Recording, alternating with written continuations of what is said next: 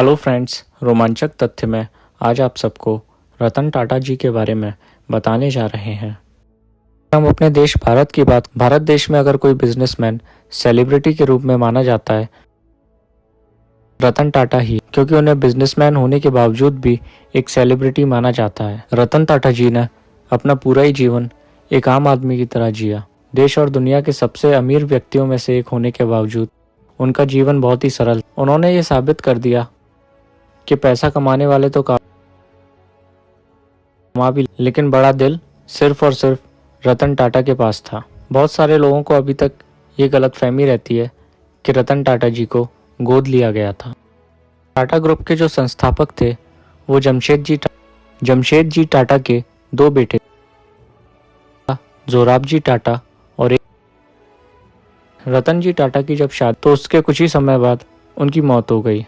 यानी जमशेद जी टाटा के जवानी में ही उनकी वाइफ विधवा हो गई थी, लेकिन उनका कोई बच्चा, तो उन्होंने मुंबई में ही एक पारसी अनाथालय से एक बच्चे को गोद लिया और उस गोद लिए बच्चे का नाम उन्होंने नवल टाटा रखा।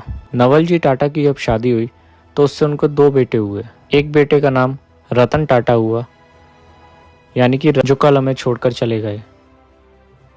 जिम्मी नवल टाटा था। बाद उनकी अपनी और उन दोनों का डिवोर्स हो गया।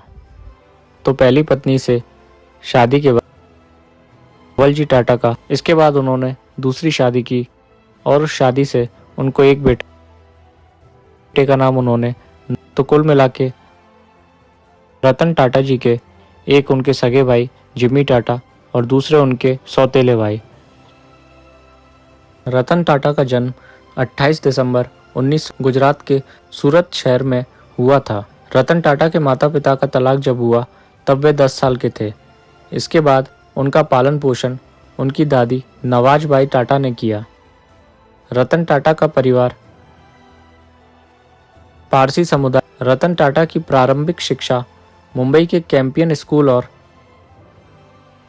एंड जॉन कॉनन स्कूल में हुई। इसके बाद उन्होंने हाई स्कूल की पढ़ाई पूरी की और कॉर्नेल यूनिवर्सिटी यूएस से आर्किटेक्चर। उसके बाद उन्होंने हार्वर्ड बिजनेस स्कूल से एडवांस्ड मैनेजमेंट। अमेरिका में पढ़ाई करने के दौरान रतन टाटा और वो शादी करने वाले थे, लेकिन उसी समय उनकी दादी की तबीयत खराब हो गई, जिस कारण उन्हें इंडिया वापस आना पड़ा। अगर उस समय उनकी दादी की तबीयत खराब नहीं होती तो शायद उनकी शादी उसी समय हो जाती। उसी समय इंडिया और चाइना की लड़ाई शुरू हो गई, जिसके बाद वो वापस लॉस एंजलिस नहीं जा सके और इसी दौरान उस लड़की की वहाँ पर शादी हो गई। JRD टाटा उस समय टाटा ग्रुप के चेयरमैन थे। उन्होंने रतन टाटा को टाटा ग्रुप ज्वाइन करने के लिए कहा। उसी के बाद रतन टाटा जी ने टाटा समूह के साथ अपने करियर की शुरुआत की। उन्होंने टाटा स्टील ब्लू कॉलर नौकरी की, जहां वे शॉप फ्लोर में काम करते थे। शुरुआत में रतन टाटा को काफ़ी संघर्ष करना पड़ा, लेकिन उनकी मेहनत और उन्हें जल्दी आगे बढ़ने में मदद की। 1971 में रतन टाटा को नेशनल रेडियो एंड इलेक्ट्रो, जिसे हम नेल्को भी कहते हैं, उसकी जिम्मेदारी सौंपी गई, जो उस समय काफ़ी घाटे में चल। उन्होंने उस कंपनी को पुनर्जीवित करने के लिए कड़ी मेहनत की और उसे फ़ायदे में लाया, लेकिन परिस्थितियों और सरकारी नीतियों के कारण वे इसमें पूरी तरह सफल नहीं हो पाए और नेल्को कंपनी को बंद करना। लेकिन रतन टाटा में टाटा समूह का नए चेयरमैन बनने की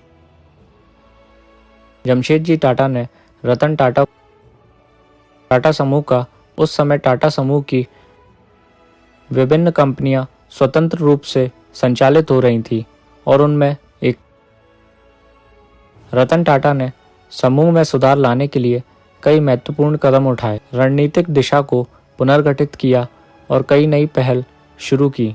रतन टाटा के नेतृत्व में टाटा समूह ने कई प्रमुख अधिग्रहण किए, जिनमें Tetley, Corus, Jaguar, Land Rover शामिल हैं। इन अधिग्रहणों ने टाटा समूह को वैश्विक पहचान दिलाई। के एक भारतीय मध्यम वर्ग के लिए किफ़ायती कार बनाना। इस सपने को पूरा करने के लिए उन्होंने टाटा मोटर्स के साथ, लेकिन इसके बाद कंपनी को काफ़ी घाटा होने लगा और ये घाटा बढ़ता ही गया। एक समय ऐसा आया जब सभी ने उन्हें सलाह कि इस कंपनी को बेच देना चाहिए। अंत में सबकी सलाह मानकर रतन जी टाटा इस कंपनी को बेच फोर्ड अमेरिका के पास गए। ये डील लगभग, लेकिन फोर्ड कंपनी के मालिक बिल फोर्ड ने रतन कि आपको ऐसे घाटे का सौदा नहीं करना चाहिए था और जिस चीज़ के बारे में जानकारी ना हो वो बिजनेस नहीं करना चाहिए। यह बात सुनकर रतन टाटा ने और वापस इंडिया आए। इस लोगों को कार में क्या पसंद है उसकी बारीकियां और इंडिका को दोबारा लॉन्च किया, जिसके बाद वो एक सफल। इसके 9 साल बाद फोर्ड मोटर्स, जो अमेरिका की सबसे बड़ी कंपनी थी, वो दिवालिया घोषित होने और जब रतन टाटा को ये बात पता चली तो उन्होंने बिल फोर्ड को कॉल किया। इसके लिए उन्होंने बिल फोर्ड को इंडिया बुलाया और उनके मुंबई ऑफिस में एक बार भी वो बात उनसे पहले कही थी।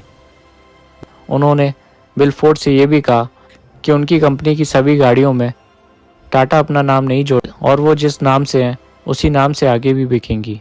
जिसके बाद बिल फोर्ड को अपनी गलती का एहसास भी हुआ। एक बार रास्ते में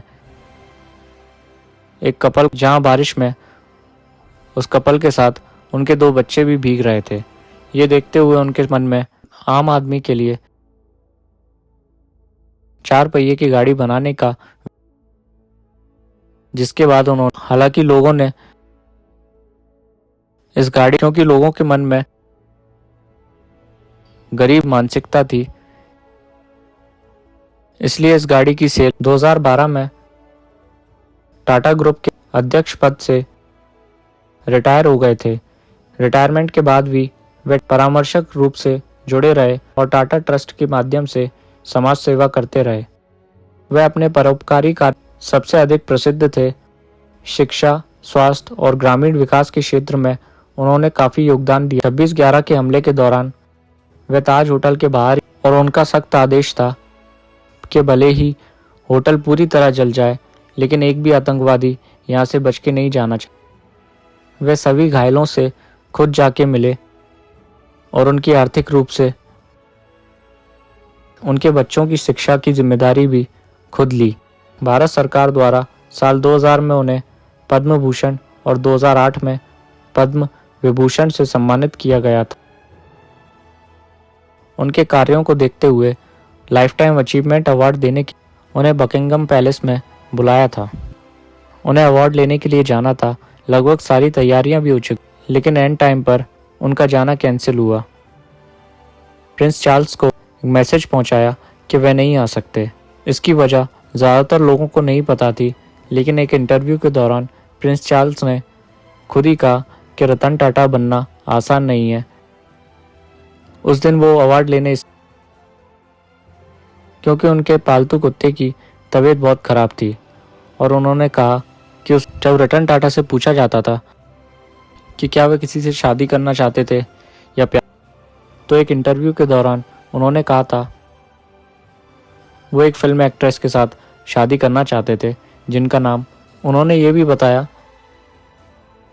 कि उनके जीवन में 4 बार ऐसे मौके आए जब, लेकिन किसी न किसी वजह से वो शादी टल गई, और इस तरह उन्होंने अपना देश लोगों की भलाई के लिए समर्पित कर दिया।